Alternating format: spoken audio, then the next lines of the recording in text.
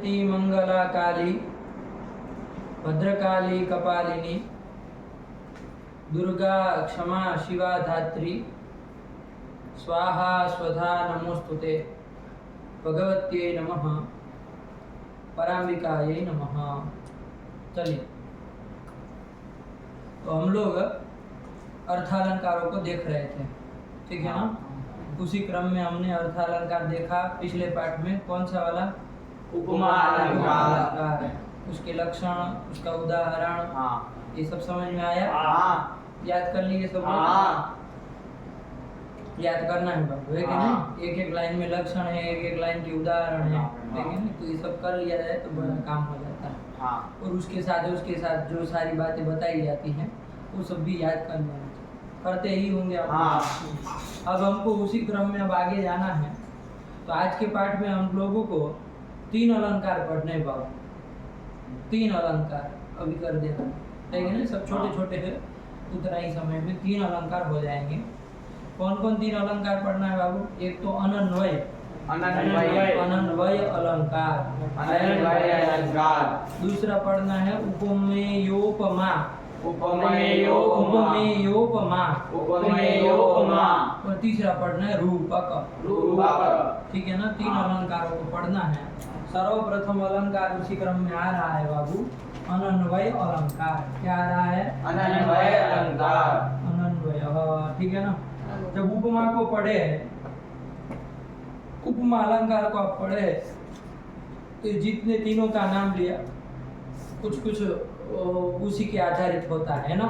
ये सबका मूल होता है वो उपमा अलंकार, ठीक है ना। बस उसी के ऊपर वो यदि सही से समझे हुए हैं तो ये तीनों को समझने में कोई परेशानी नहीं है। उसी चीजों को लेकर के हम लोगों को काम करना है। तो अनन्वय अलंकार हमको पढ़ना है कि अनन्वय अलंकार किसको कहते हैं। तो इसका लक्षण जानेंगे तभी पता चलेगा कि भाई किसको अनन्वय अलंकार कहते हैं। तो इसका लक्षण बाबू साहित्य दर्पण में आया, लिख देते हैं, आप लोग ध्यान दीजिएगा। उपमानोपमेयत्वम लिख लेना। उपमानोपमेयत्वम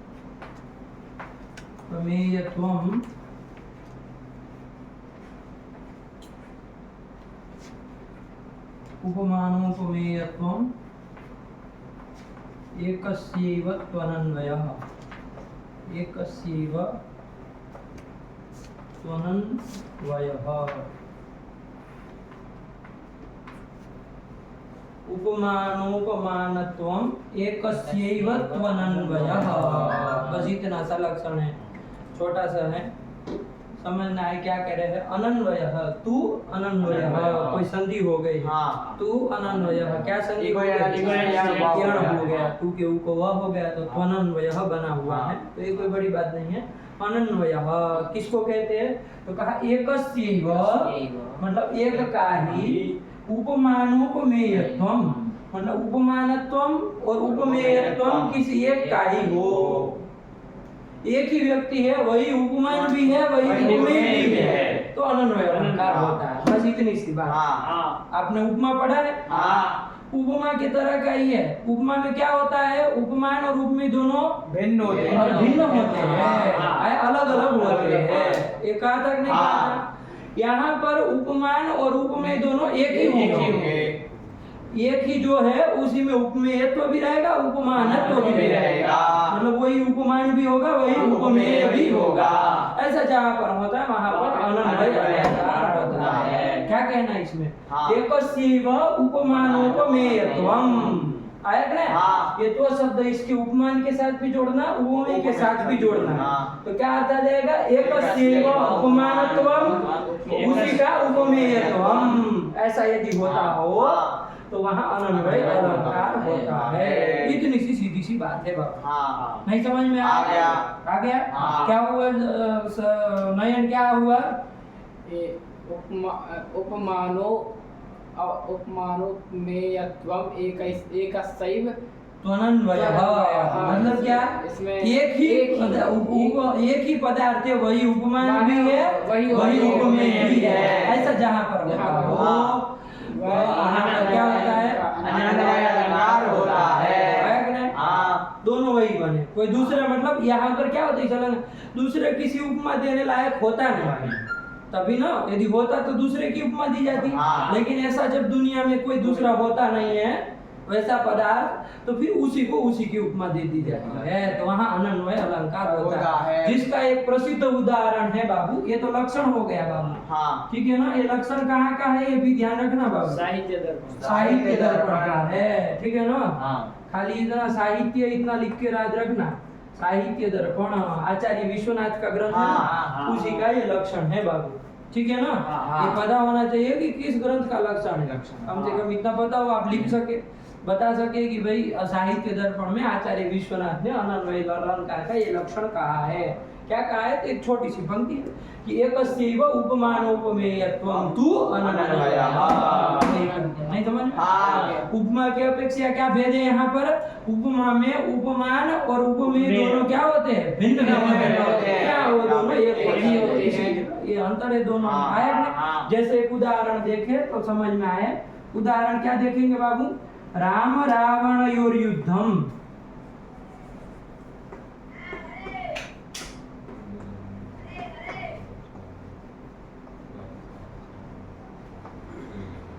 राम रावणयोर युद्धम राम रावणयोरिव।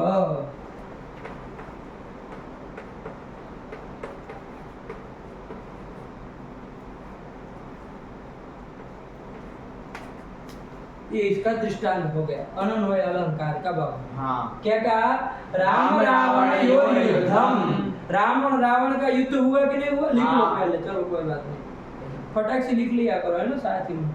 कोई अक्षर समझ में नहीं आता बोलो बोलो चुटू, क्या उधर दृष्टांत क्या हुआ, राम रावणयोर युद्धम राम रावणयोरिव। रिव आया कि नहीं आया? देखो नहीं समझो बाबू कि राम और रावण यो हो, राम और रावण का जो युद्ध है वो किसके जैसा है, किसके जैसा है, तो राम और रावण के युद्ध के जैसा ही है। आया कि नहीं? ऐसा युद्ध न बाद में कभी हुआ न उसके पहले कभी हुआ, न भूतो न भविष्यति, ठीक है। बहुत भयंकर युद्ध हुआ। आया कि नहीं आया? नाना प्रकार के शस्त्र अस्त्र चले, ठीक है नहीं है? तो ऐसा ये जो राम और रावण का युद्ध है उसको उपमेय बना रहा है, उसमें कवि जो है वो उपमा दे रहा है किसी अन्य के, तो क्या दे रहा है, तो कहा कि राम रावण योरिव, राम रावण का युद्ध कैसा है, तो राम रावण के युद्ध के जैसा है, ठीक हुआ। हाँ। तो अब कौन सा अलंकार है, तो उपमा अलंकार यहाँ नहीं होगा, क्योंकि वहां पर कहा था बाबू उपमा अलंकार कहाँ होता है, जहाँ दो हो, दो चाहिए। उपमान और उपमेय दोनों अलग अलग दो चाहिए, दो हो आता था शब्द। और वो काव्य प्रकाशकार तो भेदे ऐसा लिख दिए, साधर्म्यम उपमा भेदे, कि भेद होने पर ये तो वो तो साफ साफ कह भी दिया। और वैसे वो जो दो लिख रहे हैं उससे भी वही बताना चाह रहे हैं, दो होने चाहिए, दो का जो साम्य है वही उपमा है। यहाँ तो दो पदार्थ है ही। राम रावण युद्ध को उपमा दी जा रही, राम रावण के युद्ध की, तो यहाँ पर क्या हो रहा है, उपमा अलंकार नहीं है, तो अनन्वय अलंकार है, क्योंकि एक ही पदार्थ है, कौन, राम रावण का जो युद्ध है एक ही पदार्थ, वही उपमेय भी है वही उपमान भी है कि नहीं? बस यहाँ पर अनन्वय अलंकार होगा। कौन बड़ी बात है? आया कि नहीं? ऐसे अब आप नाना प्रकार के उदाहरण दे सकते हैं बाबू। हिंदी में भी हम लोग कह देते हैं आप जैसा आप ही होते, आप ही हैं, आप जैसे आप ही है, नहीं कहते थे? आपके जैसे आप ही है, तो क्या कर रहे हैं इसमें बताओ, कौन अलंकार है? ऐसा नहीं कि श्लोक हो तो ही अलंकार होता है, ऐसा कोई भ्रांति मत पालना। तो श्लोक हो तो गद्य में भी अलंकार हो सकता है। आपके वाणी में आप धीरे धीरे जैसे जैसे अलंकारों को पढ़ते जाएंगे आपको समझ में आएगा, कोई बोलेगा ना आपको समझ में आएगा, अरे देखो इसमें ये अलंकार, कोई कुछ बोलेगा तो आपको समझ में आएगा ये अलंकार है, फलाना अलंकार इसमें हो गया कि नहीं? ऐसे तो जैसे हिंदी में हम लोग किसी को कह दी आपके जैसे आप ही है, चाहे अच्छे चाहे दुष्ट, तो आप समझिए क्या है, लेकिन आपके जैसे आप ही है। तो यहाँ पर क्या किया जा रहा है, आपको ही उपमेय भी बनाया जा रहा है, उसी आपको ही उपमान भी बनाया जा रहा है। एकस्यैव उपमानोपमेयत्वं तु अनन्वयः, एक ही उपमान भी बना उसी को उपमेय भी बना, तो वहाँ पर नहीं समझ में आया? यही कर दिया। एक और दृष्टांत देख ले संस्कृत का, हिंदी का तो खैर ये आप लोग जाने ही है कि नहीं है। एक और देखे, एक गंगा लहरी नाम का एक वो है ग्रंथ है आचार्य जगन्नाथ का, उसमें उन्होंने एक पंक्ति लिखी है, भगवती गंगा की स्तुति करते हैं। और उसी प्रसंग में उन्होंने कहा त्वमिव जननी त्वम विजयसे, त्वमिव, ये लिख लेना, त्वमिव जननी त्वम विजयसे, आया कि नहीं? त्वमिव जननी त्वम विजयसे, भगवती गंगा को उद्देश्य करके कह रहा है कि त्वमिव जननी त्वम विजयसे, मतलब तुम्हारे जैसी है जननी तुम ही हो और कोई नहीं है कि नहीं है? तो यहाँ उपमान किसको बनाया जा रहा है, उपमेय किसको बनाया जा रहा है? तुम को बनाया जा रहा है कि नहीं है? उसमें उपमा किसकी दी जा रही है? तुम की दी जा रही है। तुम्हारे जैसी तुम ही हो, हे जननी, हे गंगे, तुम्हारे जैसी तुम ही हो, और कोई इतनी करुणाशाली नहीं हो सकती है, करुणाशाली ही नहीं हो सकती है। तो त्वमिव जननी त्वम विजयसे, देखो इव विव सब इसमें आ रहा है लेकिन उपमान उपमेय है, लेकिन दोनों पदार्थ एक ही है, कोई दूसरे की उपमा नहीं दी जा रही है। आया कि नहीं आया? तो ये कौन सा अलंकार हुआ यहाँ पर? अनन्वय अलंकार हुआ। आया कि नहीं आया? इसी तरह एक बहुत बड़े अच्छे कथाकार है कि नहीं है? तो उनकी कथा हम बार बार वो बोलते हैं, क्या बोलते हैं कि राम जी जैसे राम जी ही है। हमको ये जब अलंकार हमको ध्यान में आया, इसका लक्षण देख रहे थे तो हमको उनका एक कथन याद आया, बोलते थे वो बार बार कथा बोलते, राम जी के जैसे राम जी ही है। कौन अलंकार है इसमें? उपमान और उपमेय दोनों एक ही है, तो वहाँ पर अनन्वय अलंकार होता है। नहीं समझ में आ गया? सरल है ना बाबू? कोई दिक्कत नहीं? नहीं, अनन्वय अलंकार है, याद रख लेना। पढ़ लो, इसको पढ़ो, लक्षण पढ़ो उपमान अलंकार अनन्वय अलंकार का। उपमानोपमेयत्वम् एकस्यैव त्वनन्वयः, श्लोक की पंक्तियां हैं बाबू, कुछ नहीं है। उपमानोपमेयत्वम् एकस्यैव त्वनन्वयः, क्या पढ़े? उपमानोपमेयत्वम् एकस्यैव त्वनन्वयः। आया कि नहीं आया? ऐसे ही बहुत सारे ग्रंथों में ये भी मिलता है। क्या मिलता है? इंदुरिव इंदुः, क्या मिलता है? इंदुरिव इंदुः। आया कि नहीं आया? इंदुरिव इंदुः। आया ना? कि इंदु किसको कहते हैं? इंदु चंद्रमा को।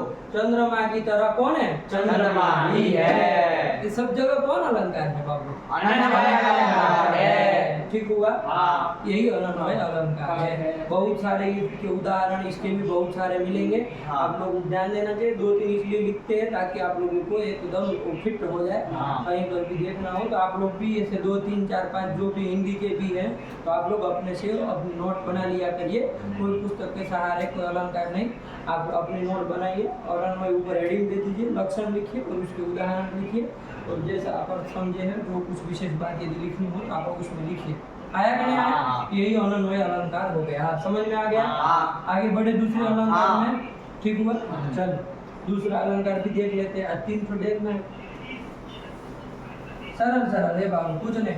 उपमा को यदि सही से जाने हैं ना तो कोई दिक्कत नहीं। उपमा को नहीं जाने हैं बाबू तो बताओ ये समझ में आएगा? नहीं। नहीं आएगा। सब लोग माथा पर इधर ही कर, माता तो माता ही होती है। हाँ, अनन्वय अलंकार है कि नहीं? माता के जैसी माता माता ही ही होती है। है। ठीक है, कोई भी करो। आया कि नहीं? हाँ। वो सब क्या है आपका? अनन्वय अलंकार है। ठीक है ना? हाँ। माता के जैसी माता होती है कि नहीं? तुम्हारे तरह तुम ही हो। हाँ। जो भी उसमें आप हिंदी के वो प्रयोग करो, हाँ। चाहे वो संस्कृत का हो, ये सब अनन्वय अलंकार है। ठीक हुआ? हाँ। एकदम क्लियर? हाँ। उपमा को पढ़े तो कितना सरल है। हाँ। उपमा में चूंकि हम जाने हैं कि उपमान क्या होता है, उपमेय उपमेय क्या क्या होता होता है, है। और नहीं दिमाग खर्च हो जाए सारा का सारा। हाँ। तो उपमा सबकी मूल प्रकृति है, उसी के आधार पर, इसलिए पहले उसी को किया जाता है। हाँ। फिर उसी के आधार पे ये सब होगा, थोड़ा थोड़ा अंतर कर करके ये सब अलंकार होते हैं, अलग अलग अलंकार होते हैं। ठीक हुआ? चलिए, तो उपमा हो गया। अब कौन सा देखना बाबू? नंबर 2 का उपमेयोपमा। उपमेयोपमा, ये अलंकार को भी देखना है। उपमेयोपमा नाम से ही देख लो बाबू, हाँ। एक है नहीं, उपमेयस्य उपमा, ऐसा कुछ उपमेय उपमा है, मतलब उपमेय की ही उपमा दी जाती हो। पहले वो उपमेय था, फिर उसी की उपमा दी जाती है। अभी लक्षण समझेंगे तो आएगा, ये तो खाली हम ऐसे ही आपको वो करा रहे हैं, लेकिन लक्षण देखेंगे वास्तविक रूप से तो समझ में आएगा। तो कौन सा अलंकार आया? उपमेयोपमा। ठीक है ना, इसका लक्षण लिख लिया जाए। पर्यायेण द्वयोरेतत्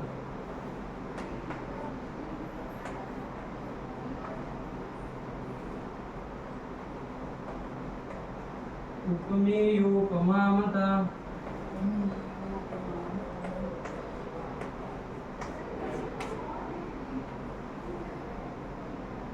पर्यायेण द्वयोरेतत् उपमेयोपमामता। है कि नहीं? पर्यायेण द्वयोरेतत् उपमेयोपमामता। बोलो तुषार। पर्यायेण द्वयोरेतत् उपमेयोपमामता। बोलो चुटू। पर्यायेण द्वयोरेतत् उपमेयो उपमा ये थोड़ो क्या है रे उसको? उपमेयोपमामता। ये अलंकार का नाम ही है बाबू। कि उपमेयोपमामता मतलब कथिता, इसी को उपमेयोपमा कहते हैं, समझते हैं, जानते हैं। किसको? तो पर्यायेण द्वयोः एतत्, द्वयोः दो कौन? उपमान और उपमेय का। जब पर्यायेण क्या हो? पर्यायेण मतलब बारी बारी से, एतत् द्वयोः पर्यायेण एतत्, द्वयोः मतलब दोनों का, दोनों का मतलब कोई दो पदार्थ है उनका, दो पदार्थ है कोई उनका, पर्यायेण मतलब बारी बारी से, एतत् एतत् मतलब बाबू उपमानोपमेयत्वम, मतलब बारी बारी से दोनों उपमान बन रहे, उपमेय बन रहे। पहले उस वाक्य में एक उपमेय रहेगा, वो उपमान रहेगा, दूसरे वाक्य में जो उपमेय था वो उपमान बन जाएगा, और जो उपमान होगा वो उपमेय बन जाएगा। अभी एक दृष्टांत देखेंगे तो समझ में आएगा। बात समझ में आएगी? क्या कह रहे? पर्यायेण मतलब बारी बारी से, है कि नहीं? क्या? द्वयोः एतत्, एतत् मतलब उपमानोपमेयत्वम, आया कि नहीं? इसके पूर्व वाली पंक्ति में एतत् का जो लिखा था वही वाला एतत् लेना, उपमानोपमेयत्वम। अन्वय अलंकार में था कि नहीं था? तो एतत् का मतलब क्या समझना? वही समझना, उपमानोपमेयत्वम। उपमानोपमेयत्वम, एतत् का मतलब वही है। ठीक है ना? जस्ट उसी के बाद का ये अलंकार है ना, तो एतत् से वही समझा जाएगा। तो क्या? तो द्वयोः मतलब दो पदार्थों का, कोई दो पदार्थ है उनका पर्यायेण बारी बारी से क्या? उपमानत्वम उपमेयत्वम, आया कि नहीं? ये होना, तो वहाँ ऐसा जहाँ पर होता वहाँ पर उपमेयोपमा नाम का अलंकार होता है। कौन अलंकार होता है चुटू? उपमेयोपमा अलंकार होता है। आया कि नहीं आया? ये होता है, ये लिख लेना। ये तत् का मतलब ये तत् बराबर करके ये लिख लेना। उपमा ये तत् बराबर उपमानोपमेयत्वम की श्लोक में ये तत् आया है, उससे क्या समझना? उपमानोपमेयत्वम, ये समझना है। ठीक हुआ? चलिए अभी एक दृष्टांत समझिए, इसको मिटा दें तो समझ में आएगा। ये भी बाबू साहित्य दर्पण का है।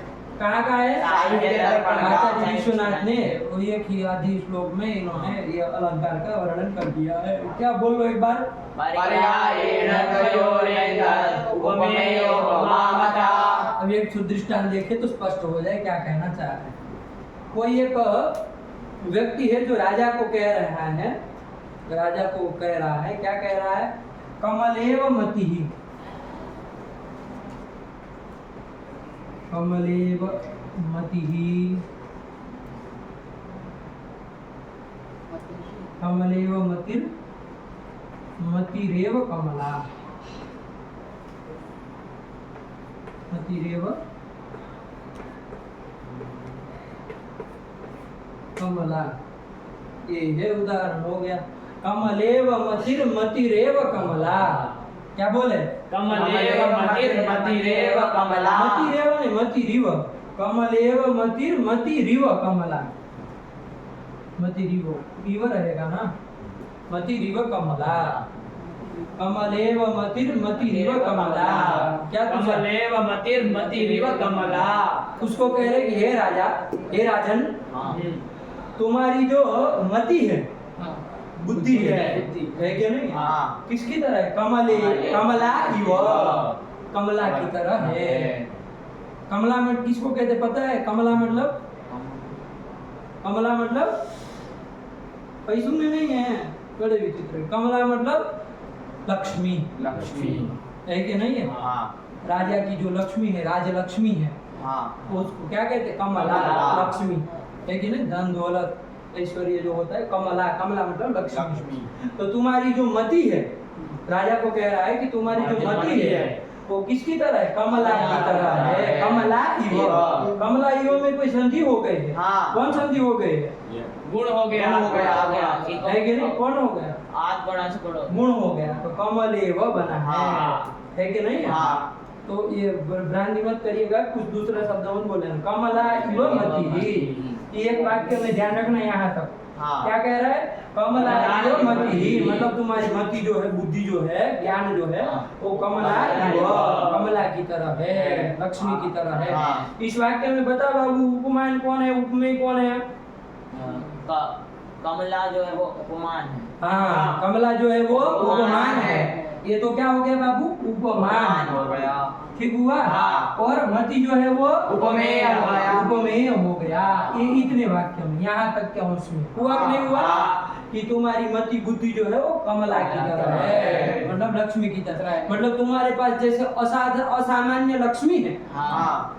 साधारण लक्ष्मी नहीं, असामान्य, मतलब भरपूर आपके पास असामान्य जो लक्ष्मी है, वैसे ही तुम्हारे पास मति मतलब बुद्धि मतलब ज्ञान भी असामान्य है, सामान्य नहीं है कि नहीं? हाँ। ऐसा उस राजा के सामने वो राजा की बड़ाई कर रहा है, और क्या कर रहा है? वही तो कह रहा है, नहीं समझ में आया? और उसी में दूसरा जो वाक्य है उसमें कह रहा है, क्या कह रहा है? मति रिव कमला, और जो तुम्हारे पास कमला है, हाँ। मतलब लक्ष्मी जो है, वो किसकी तरह है?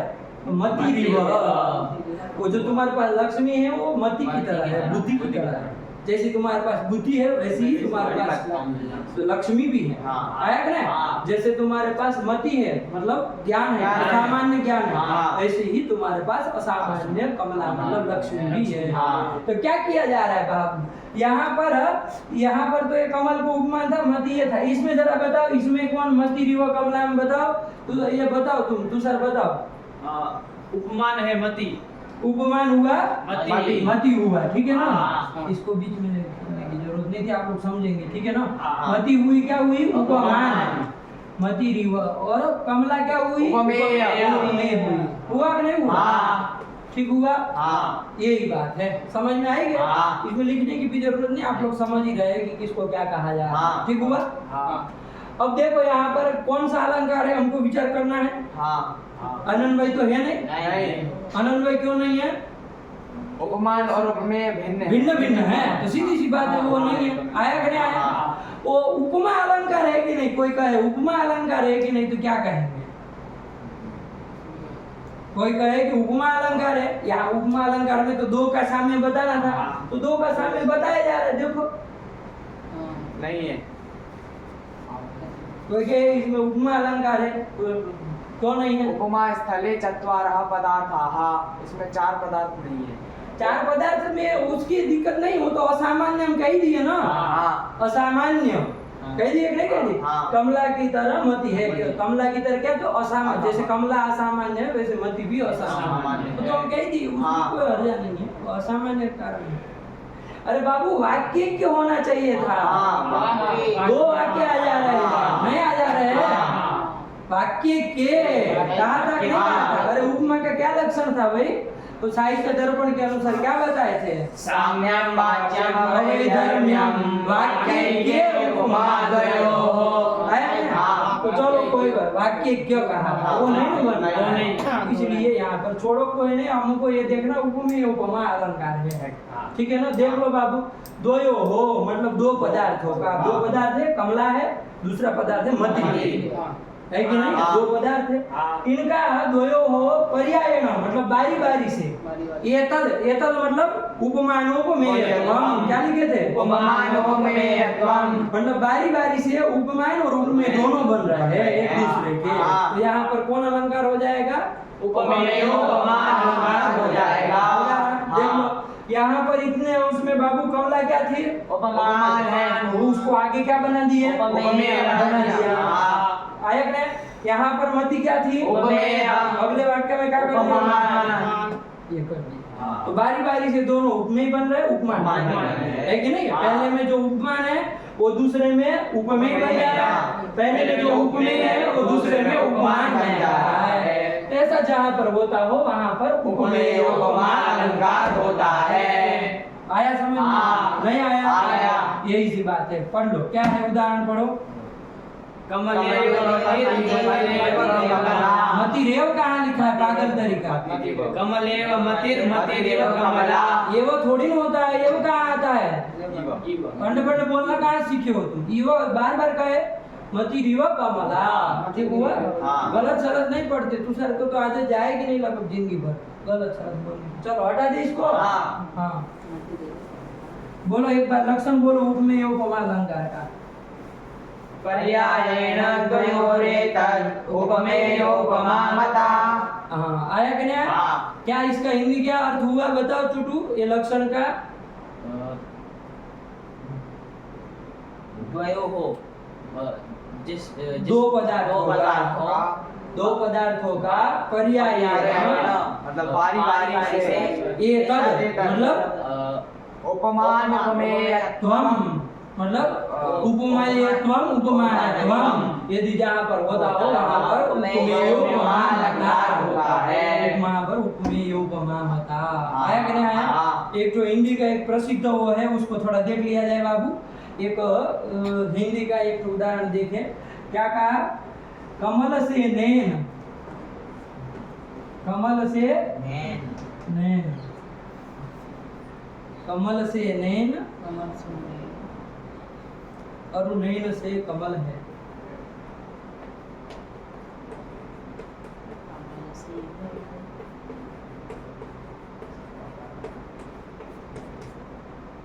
ठीक हुआ?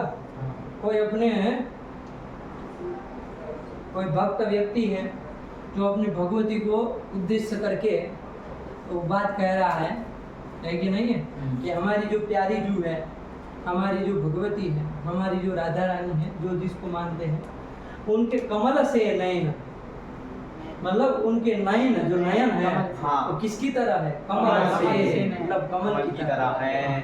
कमल के जैसे है कि नहीं है? हाँ। तो भगवती के नयन कैसे है? कमल की तरह होने से नयन। हाँ। तो कमल से नयन। हाँ। इसमें देखो बाबू, कौन किसको किसकी उपमा दी जा रही है? उपमेय कौन है, उपमान कौन है? बताओ बताओ चंदन बताओ। कमल से नयन। कमल हुआ उपमेय। हाँ देखो हमको लगा ही वो भकेगा ही। तुम बोलो जी। यहाँ पर नयन है उपमेय और कमल है उपमान। हाँ क्या कह रहे हैं? भगवती की आंखों को देख के वो भक्त कह रहा है कि तुम्हारा नयन जो है वो कमल से है, कमल की तरह है एकदम से। क्या तुम अंडे बंडे कर रहे हो? काहे तुमको कल भी तुम भजपज कर रहे थे, पदार्थ नहीं समझते हो? हाँ। तो फिर क्या करते हो बताओ? नैन है उपमेय हाँ। और कमल है उपमा। उपमान, उपमान। उपमान। हाँ। पूरा बोलोगे नहीं तो कैसे चलेगा? उपमान हुआ, हुआ कि नहीं हुआ? हाँ। और नैन क्या हुए बाबू? उपमेय। उपमेय हुए।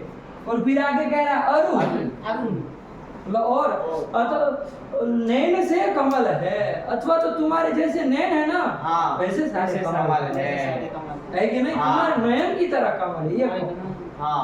उत्तरार्ध में ये कह रहा है नैन से कमल है। मतलब जो कमल है वो आपके नैन नयन की जैसे जैसे है, है। आपके नयन की जैसे है। आया कि नहीं आया? हाँ। तो नैन से कमल है। तो यहाँ पर क्या हो गया बाबू?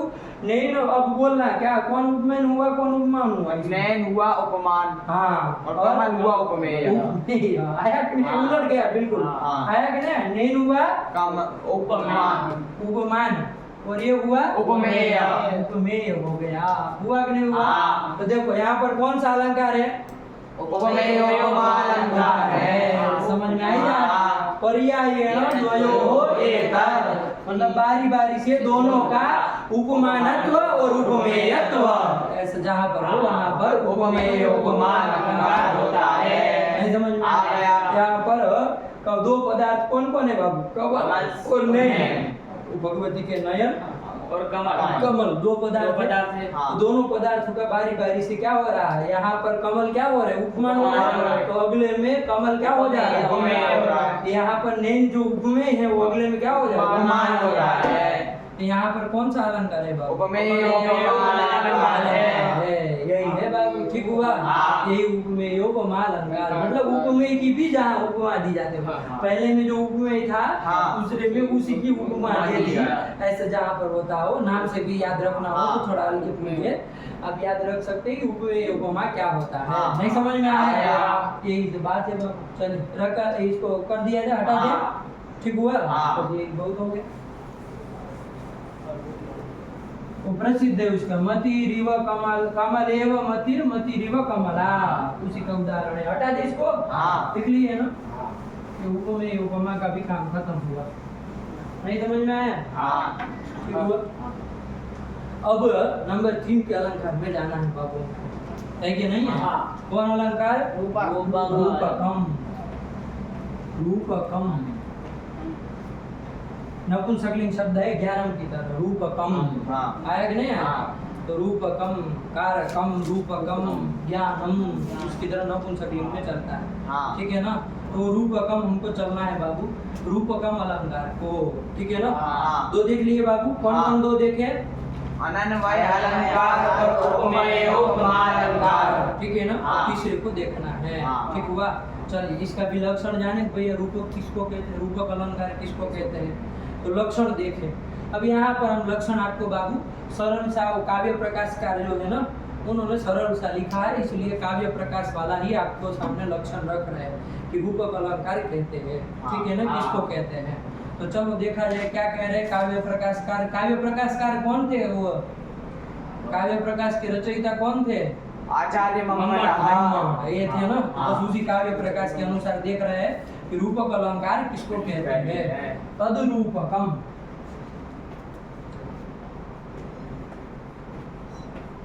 तद्रूपकम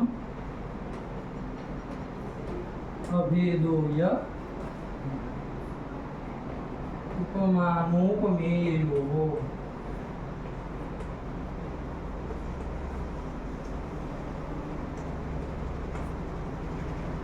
अभेदो तद्रूपकम, तद्रूपकम अभेदोय उपमानोपमेयोः।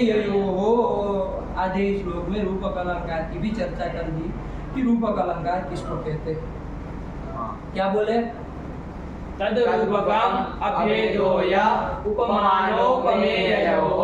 क्या बोलो जुटू, तद्रूप क्या, उपमेय उपमानोपमेयोः, सही पकड़ा।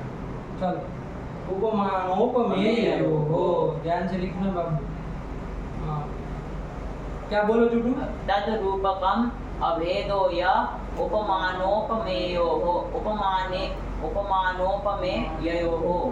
क्या है इसमें, दसरा मसरा पढ़ रहे हैं। तद्रूपकम अभेदोय उपमानोपमेयोः। तद्रूपकम अभेदो या अभेदो या उपमानो उपमेयोः।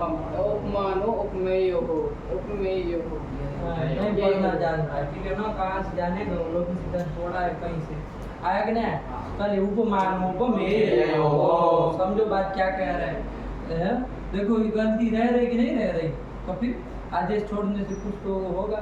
चलिए तो उपमानोपमेयोः यह अभेदः तद्रूपकम, इतने क्या ना। हाँ। उपमान और उपमेय का जो अभेद, यह मतलब यह, उस अधिकरण विसर्ग नहीं लिखा है, हाँ। तो ये मत समझिए यह क्या है बीच में। हाँ। अरे यह सह त नहीं बनता है, हाँ। वैसे यह मतलब उपमान और उपमेय का यह मतलब जो अभेद है वही तद्रूपकम, वही रूपक है। आया कि नहीं। हाँ। देखो बाबू, हम लोग कहते हैं कि भाई मुख जो है वो चंद्र की तरह है, हाँ। ऐसा कहें। हाँ। उस कौन सा उदाहरण, कौन सा अलंकार हुआ, चंद्र की तरह मुख है, कौन सा अलंकार, उपमा अलंकार हुआ।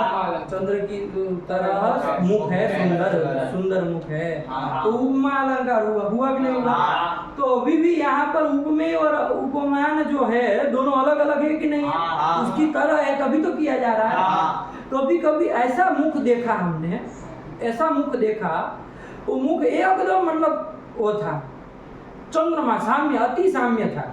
तो अति साम्य होता है तो वहां पर हम क्या करते हैं बाबू, ये नहीं कहते हैं कि चंद्रमा की तरह मुख है, ऐसा नहीं कहते। क्या कहते हैं? चंद्र ही मुख है, हाँ यही कहते हैं। हाँ। फिर खत्म हो जाता है, हाँ वो सब वो अभेद हो जाता है।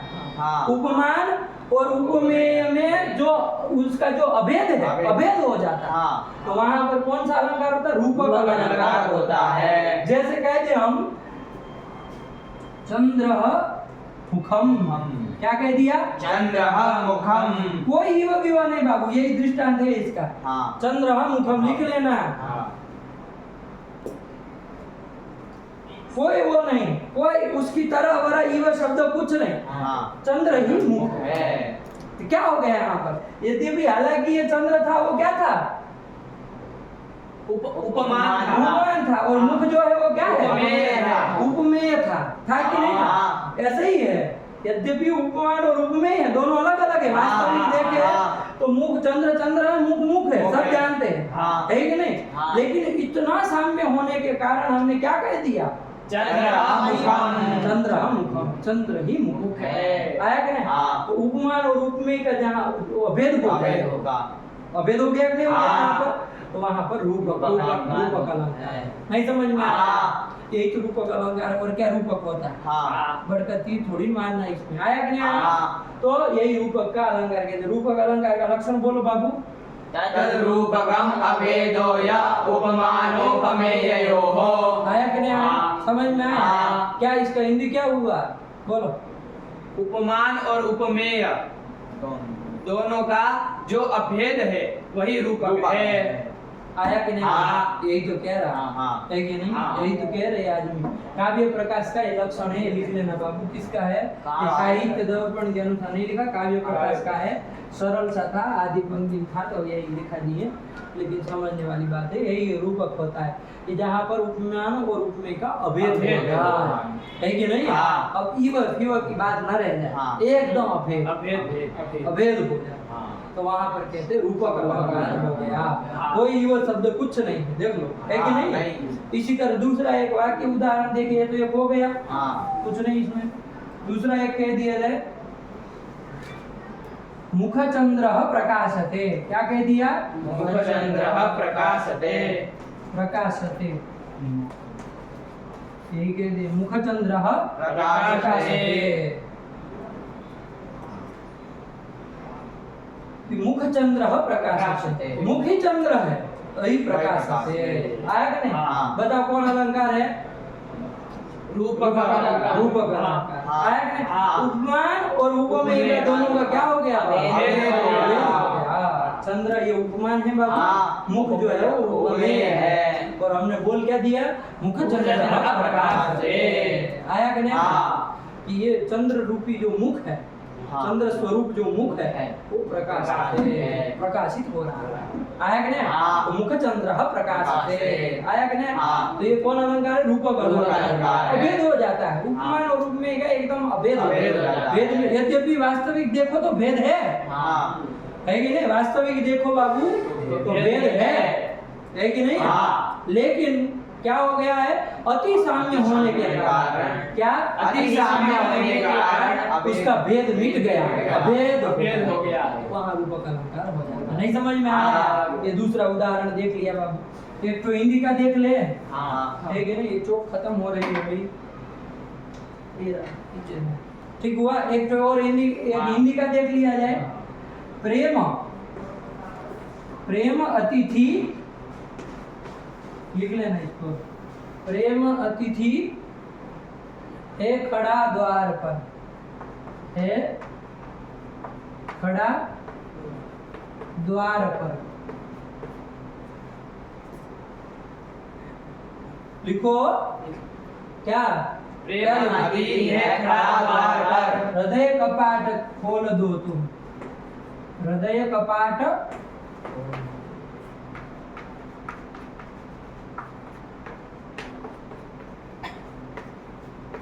आया कि नहीं?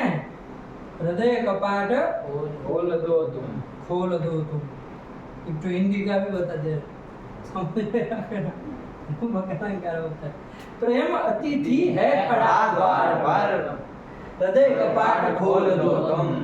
ये कह रहा, क्या कह रहा? प्रेम अतिथि, प्रेम अतिथि, प्रेम जो था, प्रेम को उपमा दे, ओ यद्यपि प्रेम जो है वो उपमेय है, हाँ। वो अतिथि उपमान है।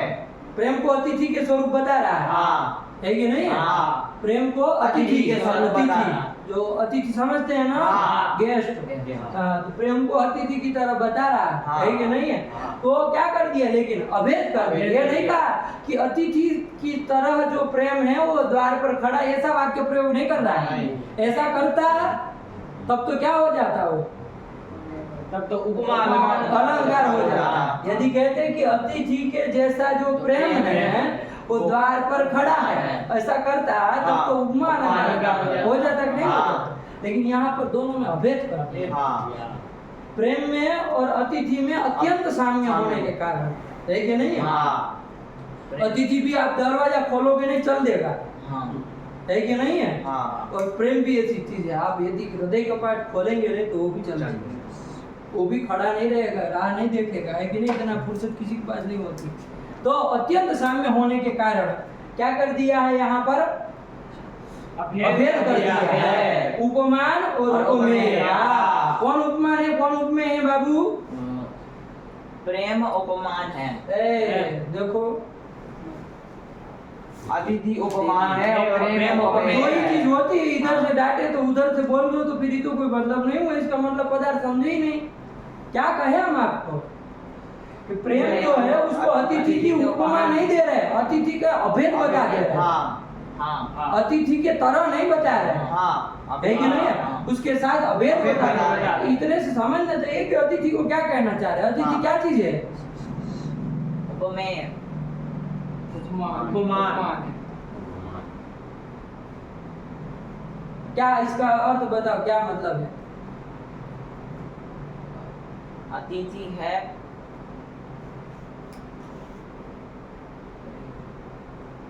पूरे का अर्थ समझो, अर्थ समझे नहीं और कुछ नहीं, मुड़ी हिलाने से थोड़ी ना आएगा। साहित्य है ये, तुम्हारे तरफ बकलोलों को आने वाला है भी नहीं। प्रेम अतिथि है खड़ा द्वार पर, हृदय कपाट खोल दो तुम।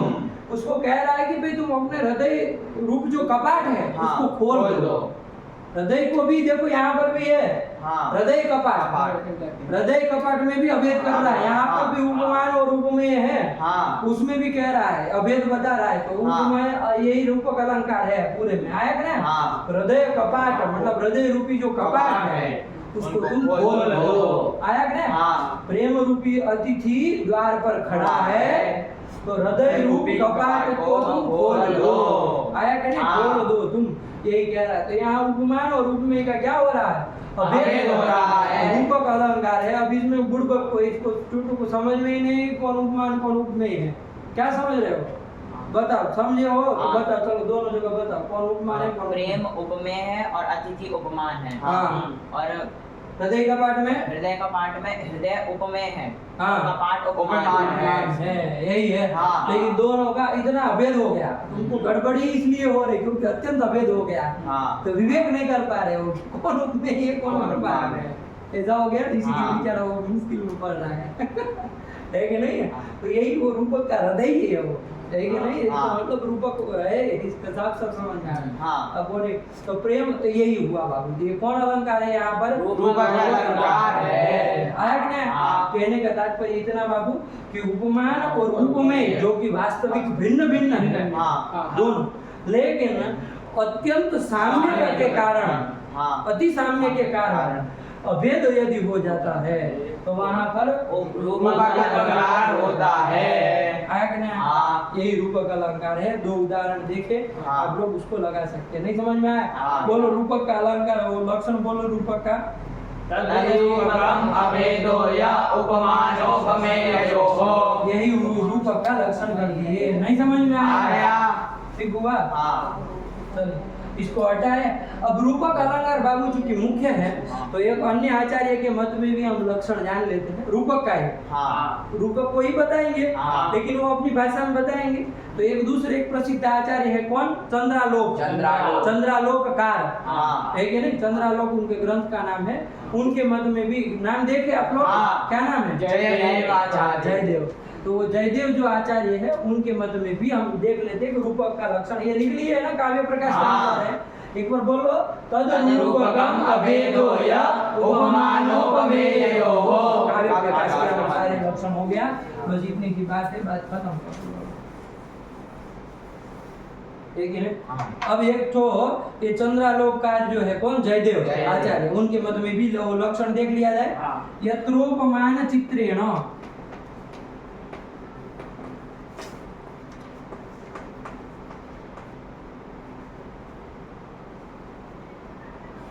यत्रोपमान चित्रेण सर्वथा व्युपरज्यते।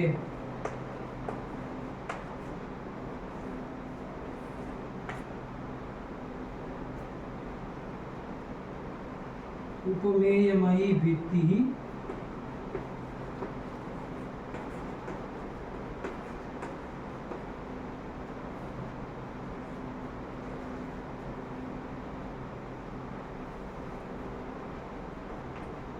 तत्र रूपकम् इष्यते।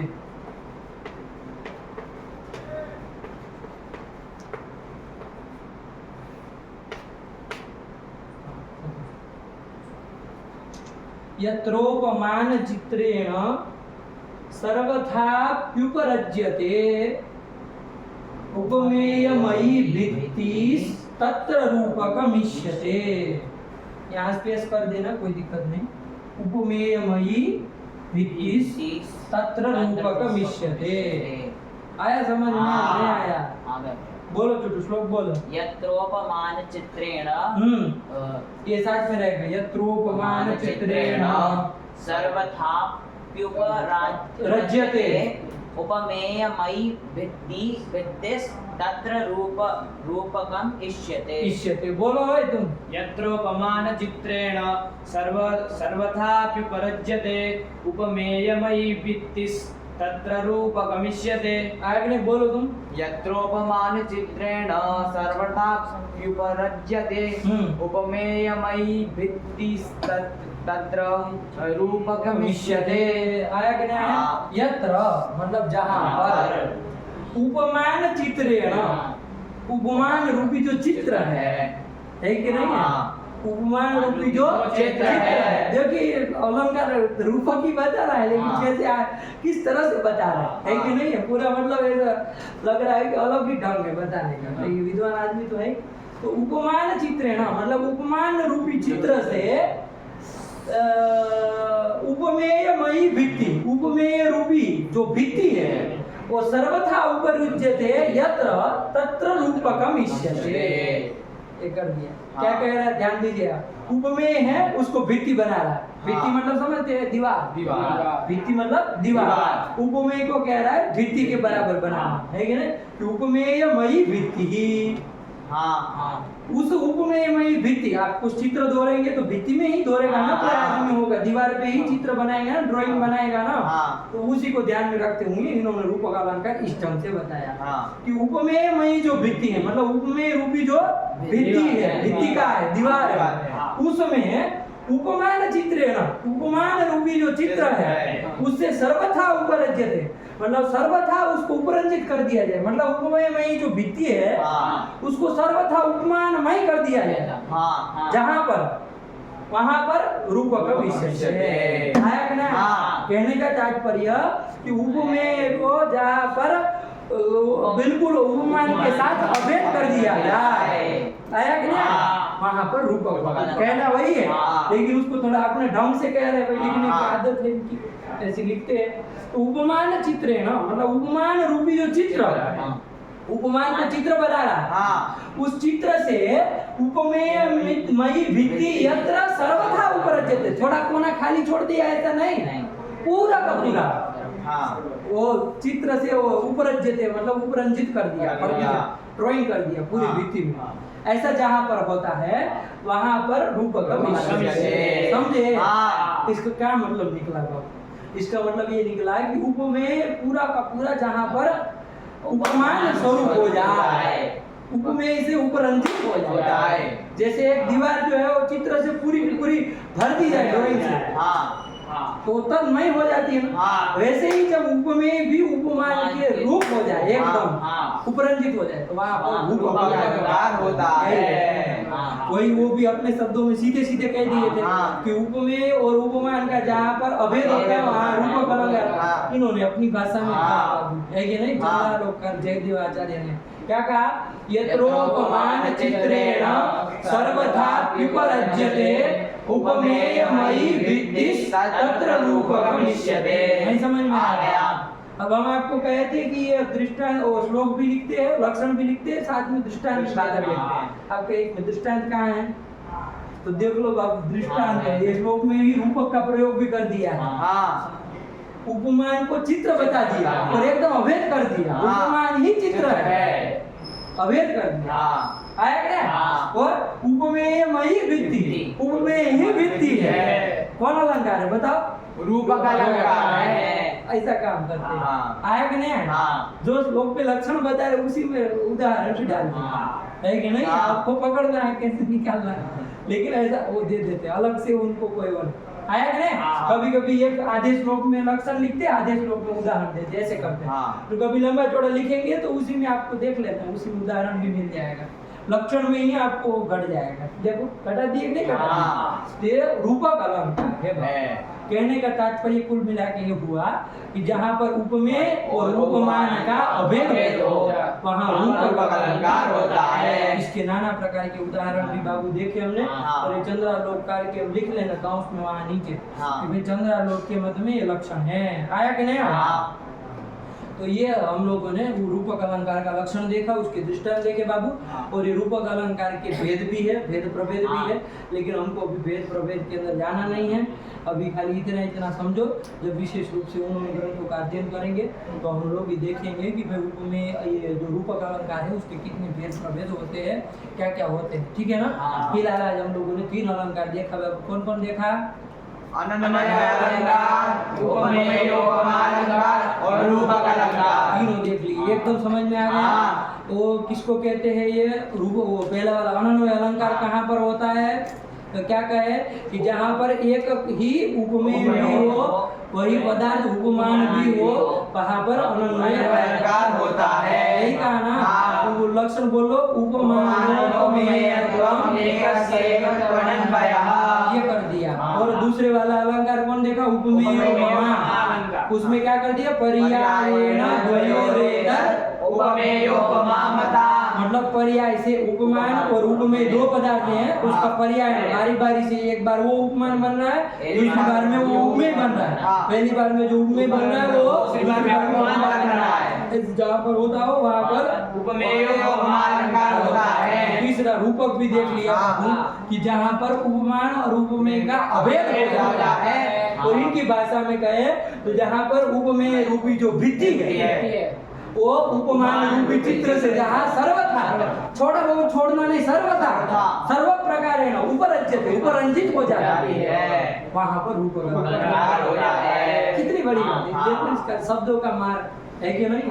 कैसे वो शब्दों का मतलब सटीक रूप से शब्द दिया कि भाई जहाँ पर उपमान रूपी भित्ति का हो उसमें उपमेय रूपी जो भित्ति का है उसमें उपमान रूपी चित्र पूरा का पूरा उससे उपरंजित हो जाती है। जहाँ वहाँ पर रूप मतलब जहाँ पर उपमेय बिल्कुल उपमान के तरह हो जाता है, अभेद हो जाता है अति साम्य होने के कारण, तो वहाँ पर रूपक अलंकार होता है। इसके उदाहरण देखे। वरना भेद प्रभेद की रही बात तो वो हम लोग जब प्रसंगोपात कभी विचार करेंगे उन ग्रंथों का तो करेंगे। फिलहाल ये 3 अलंकारों के साथ ये पाठ को विराम देते हैं। आप लोग लगा करके आइए और समझ करके आइए, नहीं समझ में आए तो पूछिएगा, ठीक है ना? लेकिन लक्षण याद कर लो और 3-4 उदाहरण सबके याद रखो। और दूसरी बात कि आपका जो कभी भी कोई भी श्लोक, चाहे हिंदी पढ़ो, चाहे गुजराती पढ़ो, चाहे कोई भी भाषा का काव्य पढ़ो और या तो संस्कृत का कोई श्लोक पढ़ो, तो एक बार दिमाग खुला रख के देखा करो कि भाई कौन सा अलंकार कोई आता है तो ध्यान से देखो कि हाँ ये अलंकार है, और उस समय एक बार इस अलंकार जो भी है उसका लक्षण याद करके हटा लिया करो, तो उसी के साथ ये आपके दिमाग में चढ़ जाएगा। बस चलना है कि नहीं? हाँ। तो ये काम है का आपको करना। ठीक है, रखा जाए पाठ। भगवती नमः, परांबिकायै नमः।